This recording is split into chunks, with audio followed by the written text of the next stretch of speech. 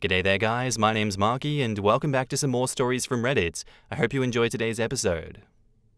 Would I be the asshole if I broke up with my girlfriend because she found God and won't stop trying to force her religion onto me? So I've been dating my girlfriend Laura for about 2 years now. Laura has always told me that she was an atheist. I am as well, so it was pretty easy to just not have any religious discussions at home. Well, a couple of months ago, Laura started going to church services with her friend Sarah. Sarah is a friend of Laura's from childhood, and their difference in religious views had always been a point of friction, but Laura had wanted to ease that friction by going to a few services with Sarah. Well, after a couple of weeks, I noticed a pretty drastic change in Laura. She started to reference God more often, and even had a Bible in her nightstand.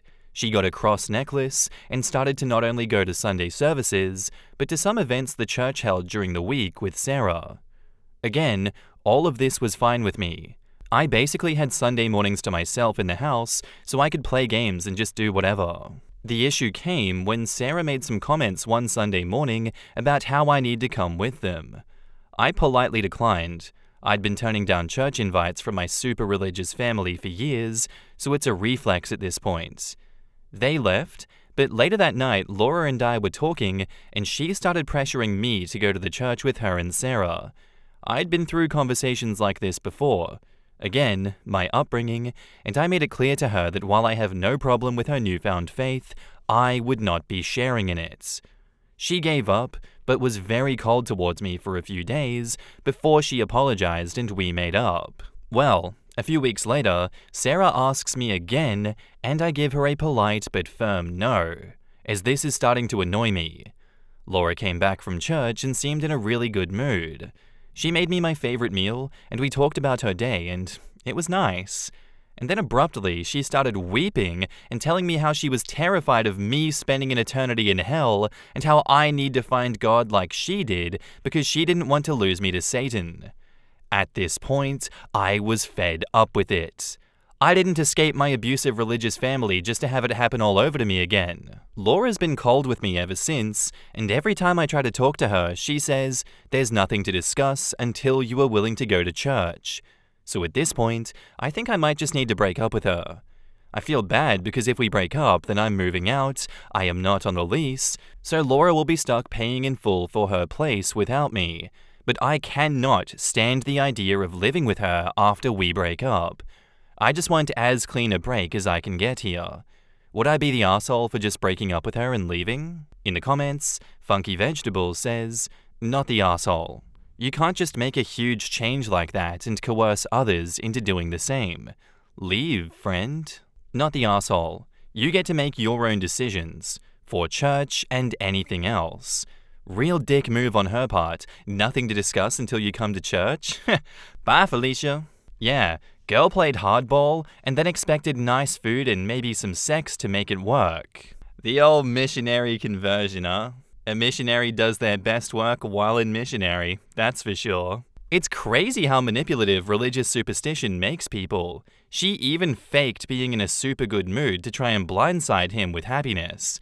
Reminds me of the speech that Stan gives at the end of the Mormons episode in South Park. They just use fake kindness as a recruiting tool. Dum dum dum dum dum. Not the asshole. Nope. She made her decision, and you have nothing to discuss until you are willing to go to church. Jesus can help her pay her rent and bills. That doesn't mean you have carte blanche to be a dingus. It just means that you have a healthy boundary, and this person has reached a point where they've lost the ability to respect you as a person who can make their own decisions about their religion. As someone who escaped a fundy, evangelical religious family, you are not being a bad person for standing up for your decision to live free of religion. Your partner is free to pick her path, but if she's unwilling to extend the same courtesy to you, get the hell out. You can't save the quote-unquote saved. Not the asshole. I am born and raised atheist. My significant other from a Catholic family. I would attend church with him on special occasions like weddings, funerals, and christenings only. I prepare most of my meals, so once a year, on Ash Wednesday, I make him a vegetarian meal. We never force our beliefs on each other, and that is why it works. I never make fun of him, and he never tells me that I'm going to hell. Unless we're joking, I call him Bible-munching Christian, and he calls me infidelical pagan scum. Love wins. Forcing one's beliefs onto others is not ethical, not Christian, and is plainly wrong. If he tried to shove a Bible down my throat, I'd be gone in a heartbeat. Info. Did you move in together with the agreement to pay rent together? Or is it her place already? You would be the asshole if you leave without some kind of discussion about rent.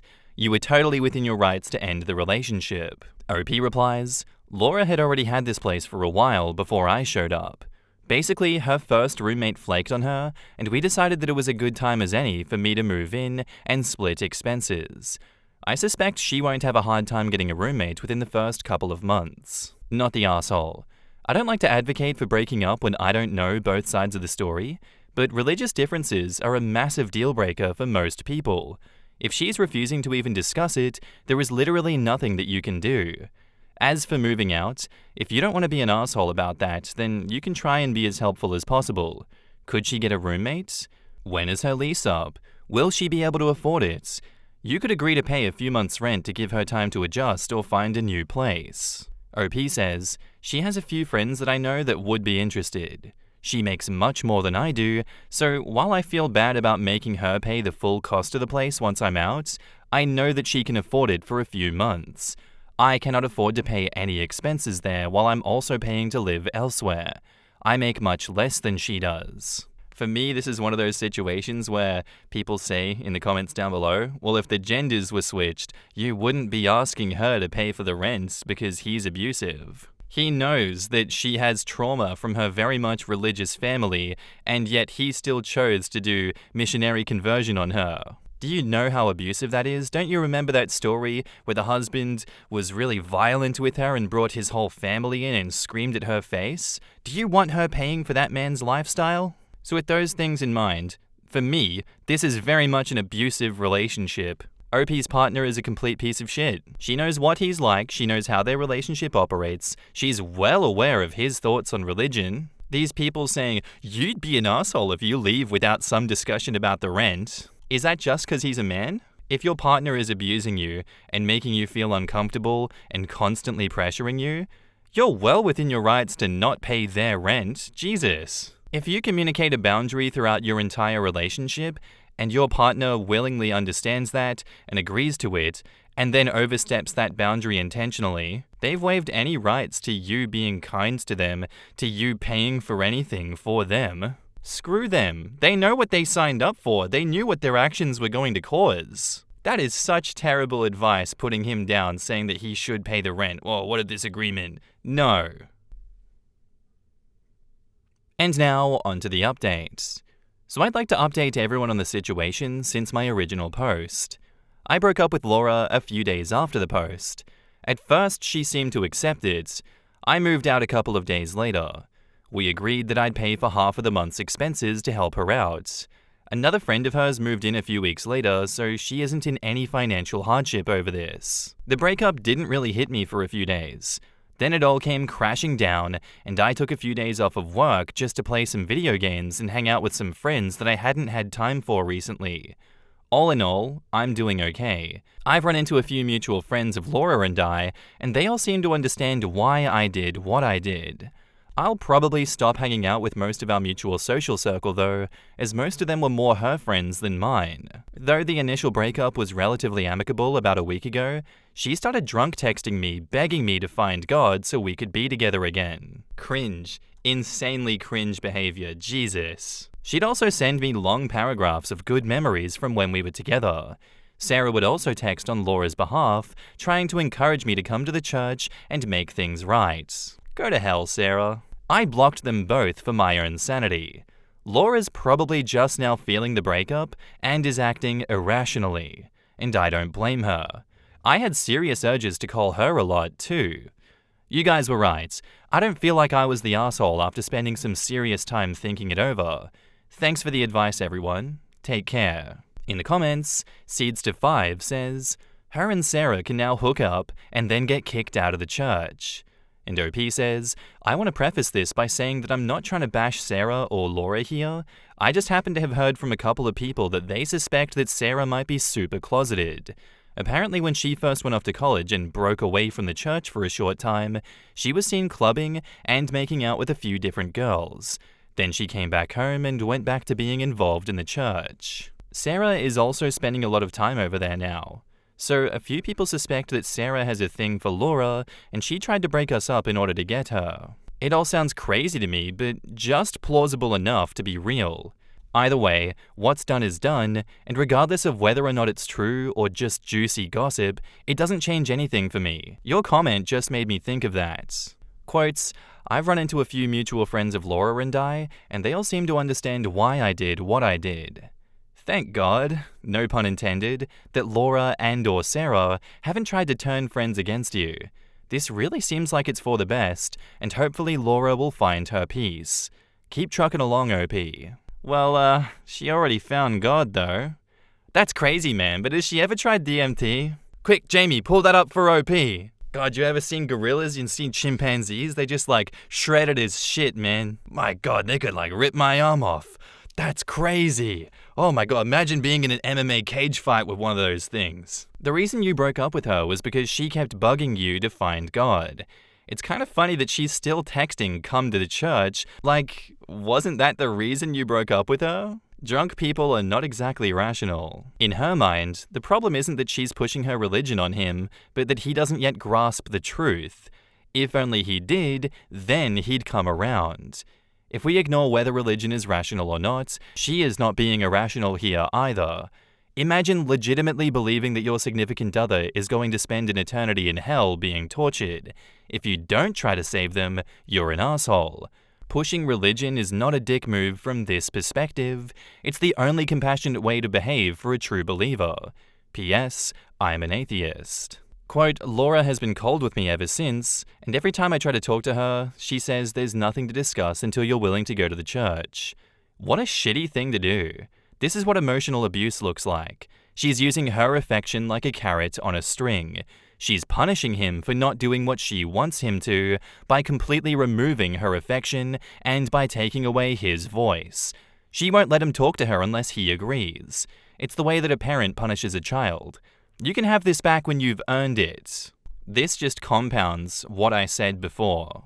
Laura is an incredibly emotionally abusive person. I'm sure she didn't start out that way, but Sarah definitely influenced her, and then going to the church with Sarah taught her what she needed to do to you.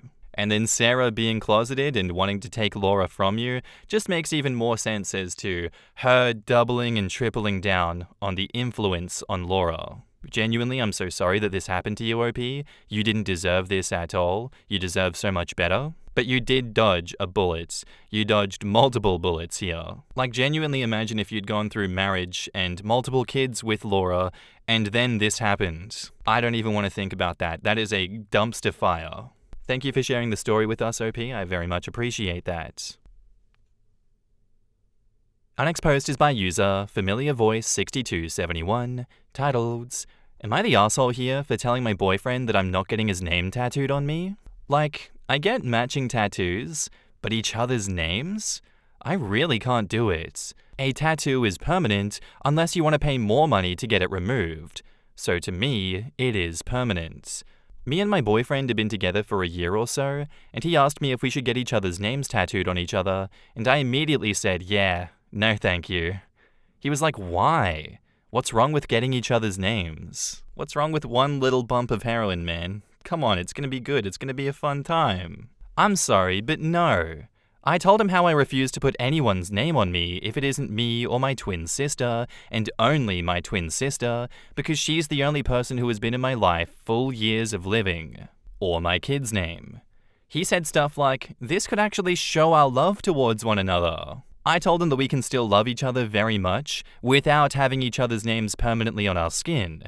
I just feel like it's a stretch, and you never know what could happen in the future. It's just a waste of money if we end up breaking up. Then came, my parents are still married and happy, and they got each other's names tattooed. Yeah, I get that, but I'm not doing it. It's just too far. I respect anyone who chooses that path, but I can't do it. My boyfriend took it as I think that me and him will break up soon, and I don't love him like he loves me. But that isn't true. I just don't want something to be stuck on me when that person that I thought I'd love forever turns out to be the one that I no longer love. Am I the asshole here, or are my reasons valid?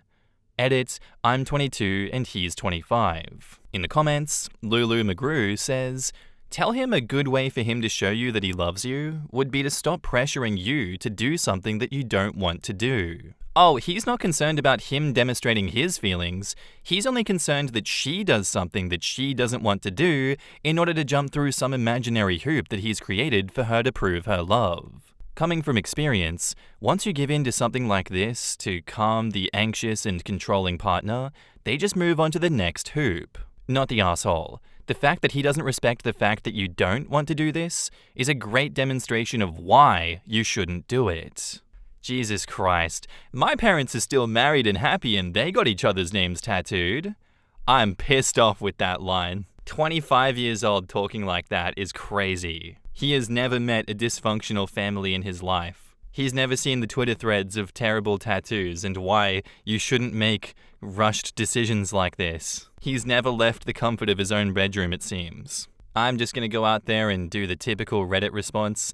This is someone that you slowly break off from, OP. This is not someone that you stick with. Sure, he can change. You guys can change together. Maybe this is a temporary thing for him, but this much pressure, this hard, a year into the relationship is crazy. You're only 22, you can do better for yourself. There's better men out there. I'd just chuck him out.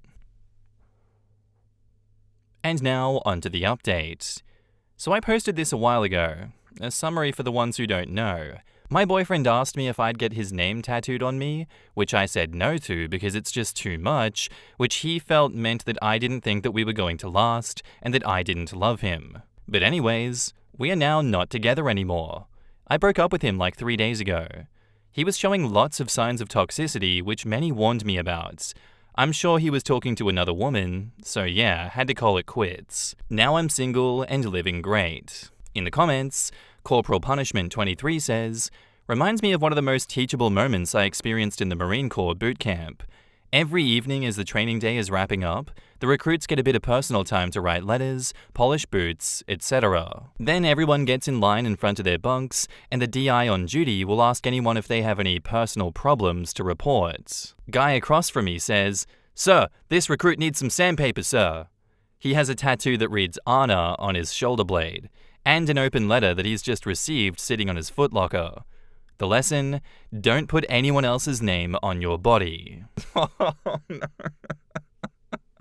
Sir, he needs some sandpaper, sir. I love these kinds of military stories. Crazy Snack Girl says, I'm a tattoo artist. The amount of people who come in wanting their partner's names inked when they've been dating less than a year is insane.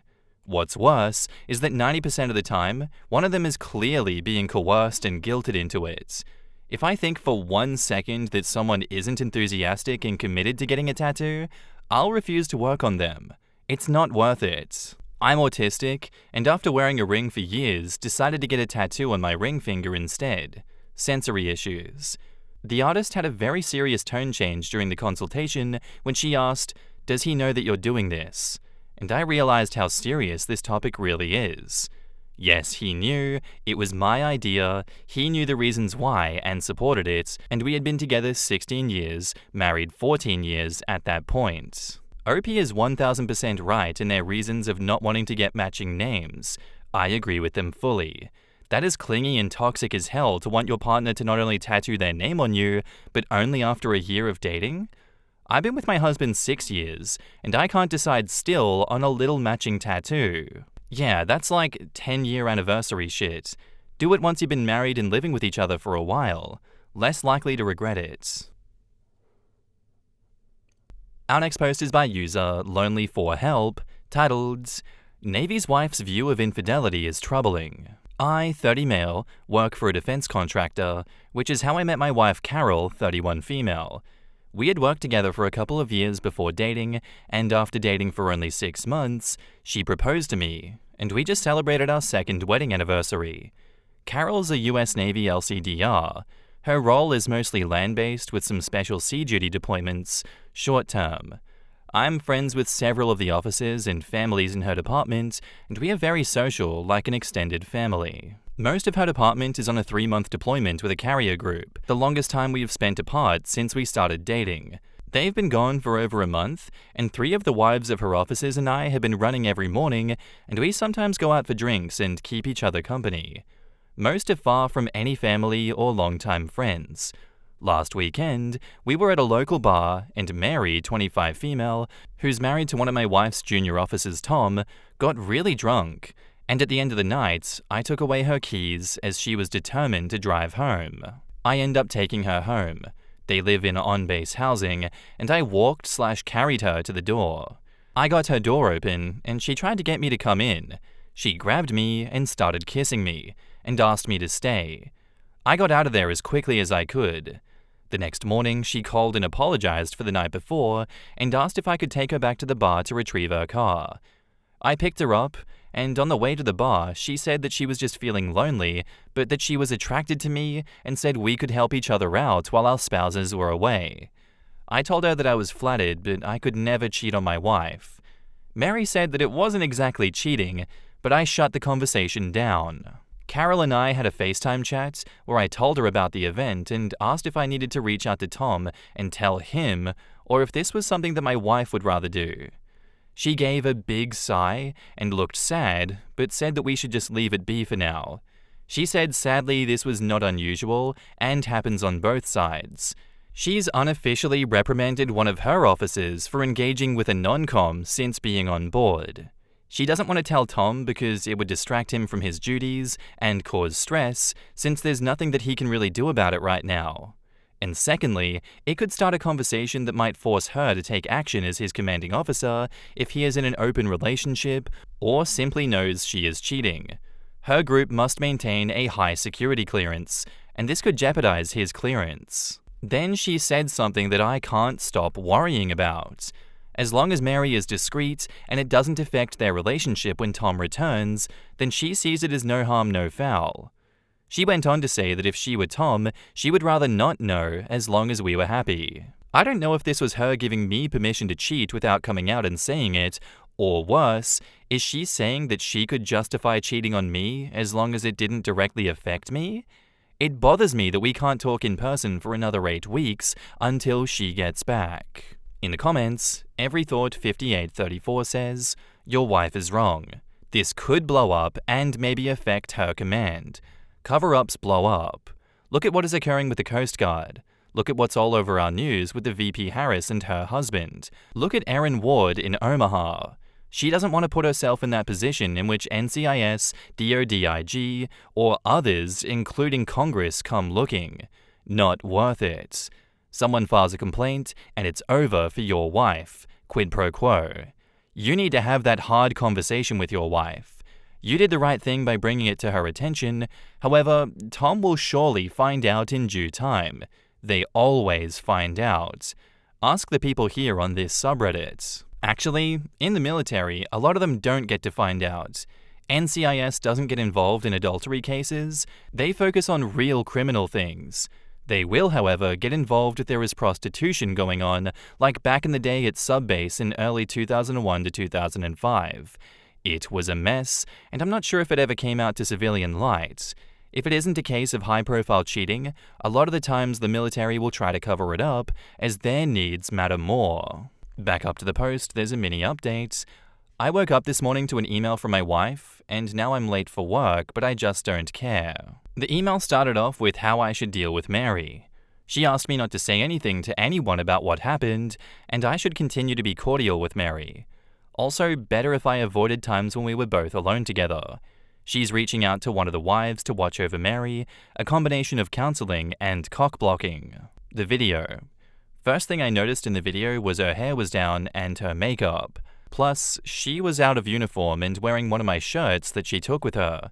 She said she had mixed feelings about our last conversation and how she left things, then after my email realized she might have foobarred everything. The video was 20 minutes long with at least 2 noticeable pauses after she started tearing up. I saw a very mushy and vulnerable side of my wife that I'd never seen before, and it killed me that I couldn't hug her afterwards. Whatever doubts or fears I had was squashed this morning. I just finished watching the video for the 4th time, and I can't get to the end of it without almost breaking down. She wants me to plan a week away after she gets back. I'm confused. What does she think? She foobarred? The video was the night before, or another FaceTime the next morning. What does her hair and makeup mean? Did she wake up and realize she basically told her husband that cheating is okay? I'm not following. OP replies, the FaceTime call was when I told her about Mary hitting on me, and she told me things that kind of triggered me. The video was almost 2 days later, after she realized some of what she told me was confusing, and I emailed her that I was struggling with what she said. She's on board a carrier group at the moment, with almost no makeup, and her hair high and tight most of the time. She took the time to fix her hair and put on extra makeup to look nice for me. Plus, she had taken a couple of my shirts with her and had to put one on instead of her khakis. The extra effort was not lost on me. The part about her not wanting to know and no harm no foul came at the end of her phone time, and we didn't get to talk it out. Just like me, she felt like the way she left it was troubling, and it's already been bothering her even before she got my email. She took 2 shirts that I like to wear around the house and a small bottle of my cologne with her. She says it makes her feel better and helps her fall asleep faster. Update. So for the happy part of this update, my wife's group is getting Liberty later this month, and my company is arranging for me to be on site for some tech support a few days before they make port, which will give us 48 hours together before they leave port again. My new dilemma is that the officer's wife, Mary, who made a pass at me, has reached out to me again, this time to apologize and explain. My wife had reached out to another older wife to counsel Mary about the repercussions of inappropriate behavior, and riding herd on her for a while. Mary apologized for putting me in a bad position and also expressed her disappointment that I had told my wife about what had happened. Then she proceeded to explain that she wasn't cheating on her husband because they had an open marriage and were free to see others when the Navy separated them. Since I was so friendly with the other wives, she assumed that I had a similar arrangement with my wife. I accepted her apology and said that I was flattered, but I wasn't interested. The dilemma is, do I pass this information on to my wife? On one hand, I know this is information that she would rather not know, especially while they're deployed, but she might need to know if she plans on telling him at some point about his wife's indiscretions. It could be an awkward conversation where he either doesn't act surprised or upset, to one where he might come clean about their relationship. In almost any case, my wife will be put in a situation where she might feel compelled to take actions that she would rather not take. In the comments on why OP doesn't tell the husband, because he's in the middle of a 3-month deployment at sea. When the wife first hit on me, I didn't know that they had an open relationship. Is there really an open relationship? I guess I just took her word, but you're right, I don't know for sure. When told to ignore Mary until his wife returns, several of the spouses of the officers in my wife's department are in a running group that I started, and Mary runs with us most days. Plus, we all socialize together for support. I have made sure that I am never alone with Mary, especially in social settings. When told Mary is jeopardizing her husband's career and may have an open marriage but she's not being discreet, OP says, my wife and I have never had a conversation about what she did or didn't need to know. We talked about the basic do's and don'ts, but this scenario never came up. This was our first deployment, and they only had a 10-day notice, so things were moving at light speed and with little time for a lot of what-if conversations. Several people have pointed out Mary's behavior as being self-destructive, especially towards her husband's career. I haven't been able to fully wrap my head around that yet. I will get to see my wife before they come back home, so I may have a discussion with her then. On why this is a tricky situation, OP says, if he's in an open marriage and is having sex outside of his marriage, my wife would need to report it if she is aware of it. But I have no proof that he is engaged with anyone or that the marriage is even actually open, other than a confession from his wife. I agree that she may have lied to me to justify her actions, so I'm hesitant to pass info to my wife that she may feel a need to act on. I don't feel that delaying telling the husband is that wrong, as he is in no position to do anything but stress himself out. I will inform her of everything when she gets back, if not before. But our relationship is complicated. She can't just ignore information because it was whispered while in bed together. I work for a defense contractor that deals heavily with my wife's department. We both have details that we can't share with each other for professional reasons. I still consult with and have trained most of her staff. We both had to accept early on that there were things that we just couldn't share with each other. It still irritates her when I remind her that I have a higher security clearance than her, and need to know is a comical banter between us. Private Piss Pants says, "Hey OP, you did the right thing by telling your wife the first time. You were protecting your relationship with your wife by being honest. By holding this new information to yourself, you're doing the right thing again. Your wife likely expressed that she doesn't want to know because the officer hasn't done anything wrong, only the spouse has. The spouse's actions don't matter from the UCMJ's perspective, and neither do yours.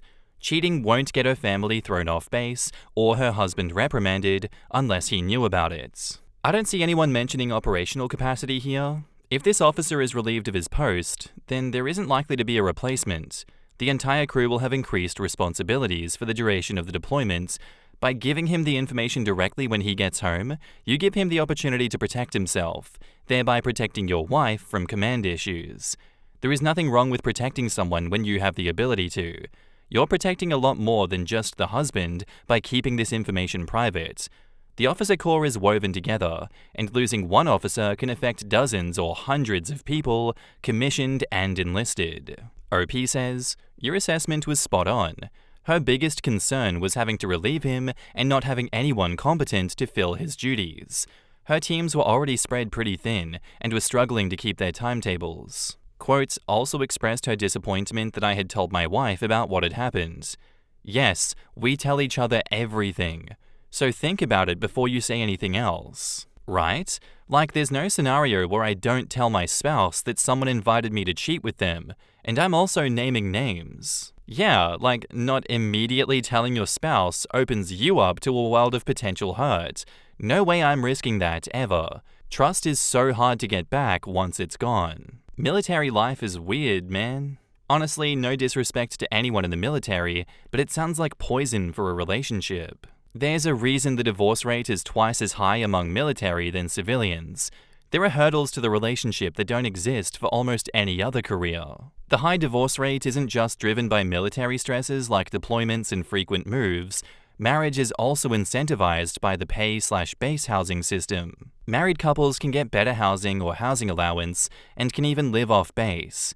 That, plus a bunch of teenagers, no small percentage of whom join to escape difficult or dysfunctional home situations, who are on their own and making grown-up decisions for the first time, and you've got a system-wide recipe for marry in haste, repent at leisure.